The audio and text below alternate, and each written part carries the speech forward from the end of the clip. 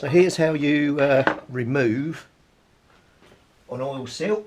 Get yourself a flat bladed screwdriver, get under the seal and just pops off. Simple as that. And out it comes. Right, we're now going to drive this bearing out. Ooh, this looks interesting. 2 seconds.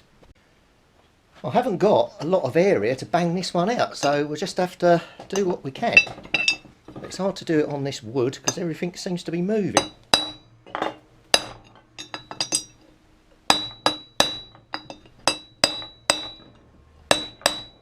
Coming.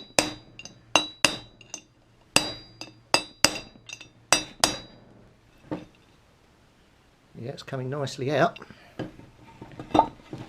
Cool, jeez. Cool, you can smell some stale grease in there.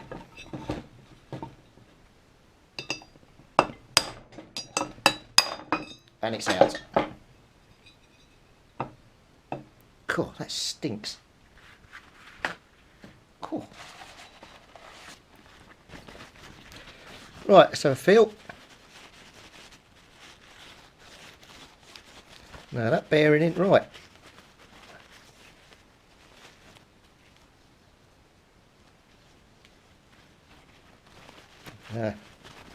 That one was, God, that grease stinks. I wish I had smell-o-vision, you could smell this.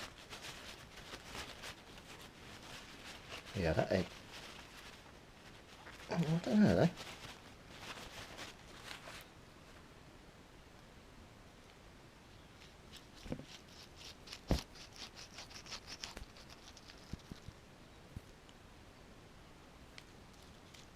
Yeah, can you hear that noise? That means the bearing's just starting to go in that one. Yeah, a tiny bit of free play in it as well. So that was good. So that was worth doing. Now, hold on. Now off camera, I took off another rear wheel bearing. Can you see how much movement I've got in there? And look, it doesn't even move. Listen.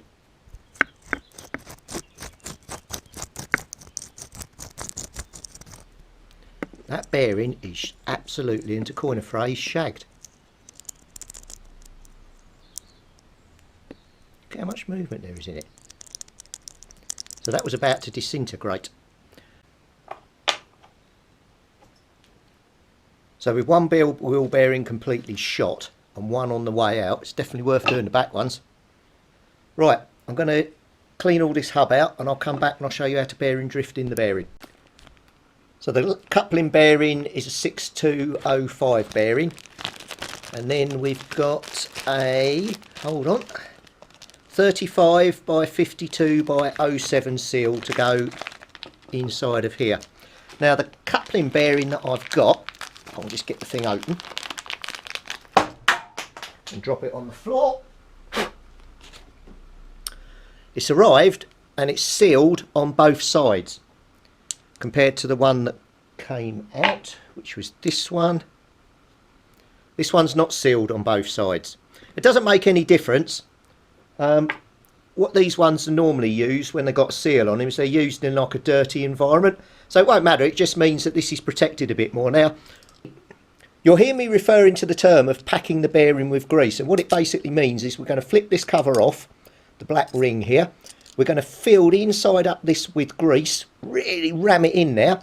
We only have to take one cover off because when we ram it through here and move it round, it will feed through to the other side and the cover will stop it coming out. The way you remove these is get yourself a little knife and you just go around the edge if you can. This knife's not brilliant because it keeps retracting. This knife's broken. Hang on. I'll try that again. Now I've got a knife that doesn't keep retracting on me. So you push down, carefully get in, just work your knife on the edge, and as you can see, the bearing pops out. Now there is a bit of grease in there, but not enough by any means. So what we're going to do is we're going to fill that up with grease, and hence pack it with grease. Now I'm using CV Lith Moly grease, particularly for moving parts. So what we're going to do is we take some grease and basically we just pack it in where the ball bearings are. You'll be surprised, you can absolutely get loads of grease in here. It will take a lot.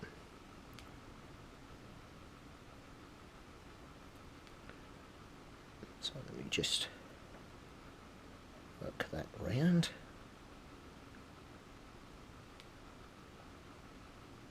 You may be sitting there thinking, oh, I couldn't do that. Well, you can, because believe me, if I can do it, you can certainly do it. I'm not the world's best mechanic. Just have a go. Because I tell you now, if you take your motorbike along to someone and say, oh, I've got a classic motorbike, I need my bearings doing and all this bit, the first thing they're going to go is ka-ching. Because most people who have the classic bikes, who put them in the garage, they're assuming don't know anything about them. So they'll tell you this, that and God knows what.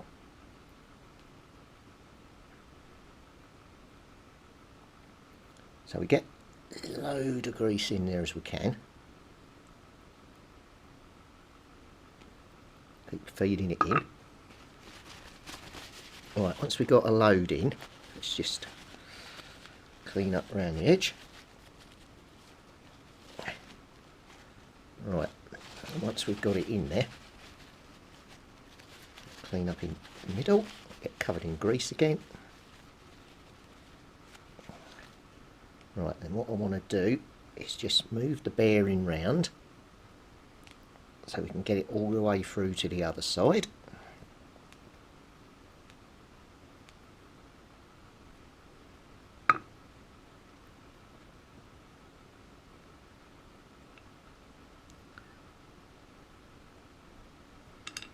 Right, I'm in a right mess here, so what I'm going to do is quickly turn off the camera, mop up the grease that is everywhere, and then I'll be back. 2 seconds. Right, once you're happy with it, the next thing to do is push the cover on, just work your way all the way around, make sure that cover has gone on. And then what you're checking to check, once you've got it on, let's clean it all up, is you want to make sure, let me get a little pointy thing, that this edge here all the way round, the outer edge is pushed down flush and so is the inner bit. You don't want to see anything sticking up. If you do see anything sticking up, get your thumb with your fingernail, just work it all the way round and done. So what I am going to do, just while I'm here, I've packed that side, I'm going to pop the other side off. I just want to double check that that grease has gone through, because if it hasn't, then I've got one side greased, one side that isn't greased. So again, we'll just get our knife, pack it out. Yeah, look, now that was worth doing. That grease hasn't gone through to the other side. So now I will do the same again and pack this side with grease so that we're confident both sides of the bearings are full. Then when we put it in, this bearing should last for a long time because it's nicely packed. Right, I'm not going to film that because it's going to take me a while to do. I'll keep filling up my SD cards because I'm shooting so much footage at the moment, it's unbelievable. So I'm going to quickly turn you off. I'll quickly pack that and put the cover back on, and I'll come back when I'm ready to install. So that one's packed with grease, and then we can just put the cover on. Just push it all the way around. That should now be on. Give that a quick wipe. Just do some visual checks around there, make sure that's on, and that is. So right, I'll get one last piece of tissue now, give that a wipe all over. And that bearing now is fully packed with grease. So the bearing's fully packed now. I just want you to listen. What can you hear?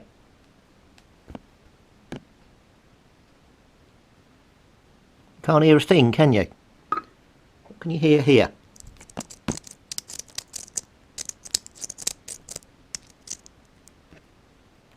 jamming up and everything. And that's the difference. That is a nice bearing. So we're going to put a little bit of grease around the outside. We're going to put that back down in there. Now when you're putting a bearing in, let me just get the drifts. When you're putting a bearing back down, the only piece of the bearing you can hammer against is this outer ring here. Never ever hammer on this bit here. If you hammer onto this bit here, you're going to break all the bearings and everything inside, and it'll be the end of your bearing. So whatever you're using to put it in goes onto here. Now I'm going to give you 3 ways you can put the bearing in. Okay, so option 1 is you find a big socket, and this outer edge of the socket here needs to be the same size as the outer edge of this bearing. Then you put it over the top and hit. This is too small. This is a 27mm socket. And as you can see, it's nowhere near the edge. So I can't use this, but I'm just giving you the principle. You'd probably want about a 50mm socket to be able to do that. So that's option 1. And then if that fitted on the outer edge, then you can take your hammer, tap on the top of there, and that'll knock it in lovely and square. Option 2. You've taken out the old bearing. This diameter around the outer edge here is the same as this. So you put this on top, and then you tap, going round like that, and use the old bearing to push the new one in. That's probably the easiest one if you haven't got option 3. Option 3 is get yourself what's called a bearing drift set. Now this I paid, I think it was about 22 quid some time back for, and it's a lovely little set, and you've got all different sizes here, and what they are is you've got a thinner, smaller size this side, as you can see, for example 63mm, and then when you flip it over it's bigger. Now we said it was about 50mm, so if we go for 50mm, that's not bad actually. As you can see, that way up fits nicely just onto the outside of here.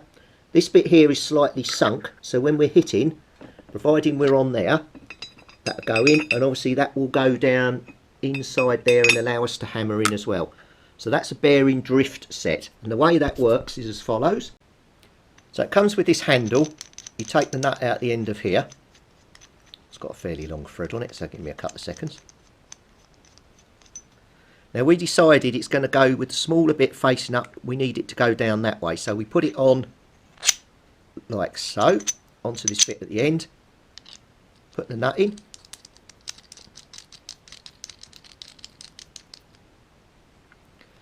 now the nut that actually fits in the hole of the bearing. Then you line it up, then all you've got to do is tap on the top of here, and that will put the bearing in completely straight. You can see the principle when you've got it there, and it knocks it in, and because it can go inside here, it will actually take it down. And when you're hammering with this, you hear like a high pitched ting ting ting ting ting, and then when you get right down to the bottom, it goes ting ting ting thud, and then you know you're at the bottom, you've driven it in all the way. This is the preferred way, and I'll say for about 20 quid it's worth getting the right tool for the job. But if you're stuck, just use your bearing. This will work, and this is the old 80s way, because I never used to have a bearing drift. That's how I put all my old ones in. But I don't know whether these tricks are lost now, so I thought I'd give you the 3 options. Or if you've got a socket when you're doing a smaller bearing, just use the socket. Now, when you're putting a bearing back in, you can put the bearings in the fridge for a few hours to freeze them, and it in theory makes them a tiny bit smaller. And you can also heat this up with a blowtorch, which makes that expand. This you've contracted, and then they should go in. But to be honest with you, normally the bearings just go in okay. So what we always do, or what I always do should I say, is I always put a tiny smear of grease around the outside, just to make it nice and slippery when it goes in. You don't want too much, just enough to get some slipperiness around the side of the bearing.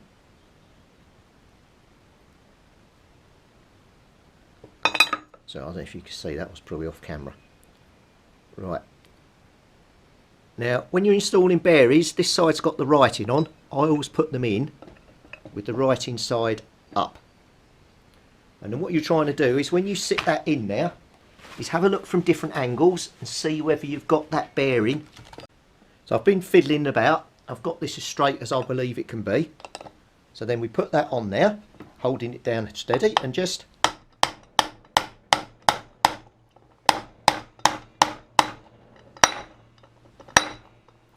You should have heard the difference in the ting, ting, ting, bang. You could hear when that had seated. So the next thing we need to do, actually I've got to tidy this desk up first. I've got grease and God knows what everywhere here. So, but that's how good the bearing press is. And what you can see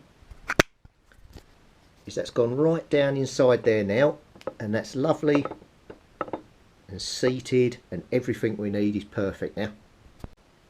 The next thing we're going to do is we're going to pop the new seal in. And again, tiny bit of grease just around the edge of the seal here, just to get it to slide in nicely. You don't need much.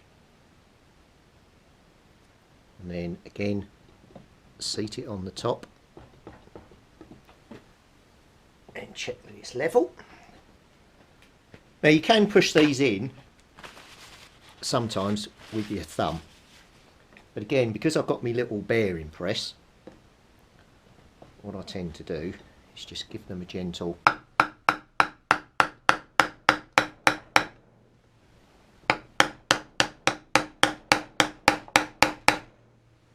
that's going in nicely.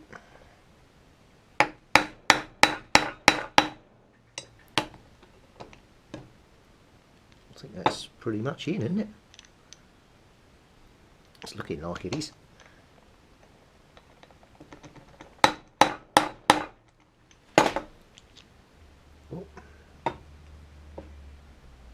A tiny bit up at this side, so we just give that a little bash on that side.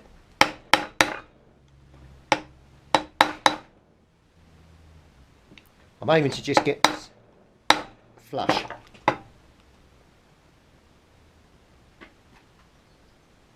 That looks pretty good to me, so that's in there nicely. So that's it. There's the new seal and new bearing all in. There it is from the other side. So that's it. That's how you do your bearing and seals. So I'll carry on doing the others, but as I say, the one thing I'm really pleased about is we found that.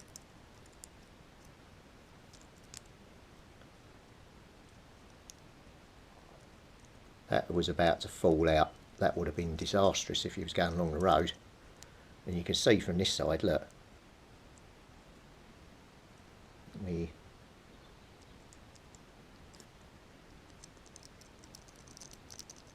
no way it should be doing that. Anyway, that's it. So any questions, pop it in the comments below. So I've got the other two seals to put in on the wheel now, but as we've done the bearing and that on there, I won't show you those. The one thing I'm going to try and cover is how to get that gear, speedo gear cog off if I can. I'm still trying to find out how to remove the thing. One last thing I am going to do, I'm going to put a piece of kitchen roll. Oh, my elastic band's broken. What I will do when I'm elastic band is I'm going to elastic band that round there, just to stop any dirt or anything getting down in the bearing until we actually get that secured inside. But as I say, the elastic band's just broken. Right, I'll go and get another one, but that's it.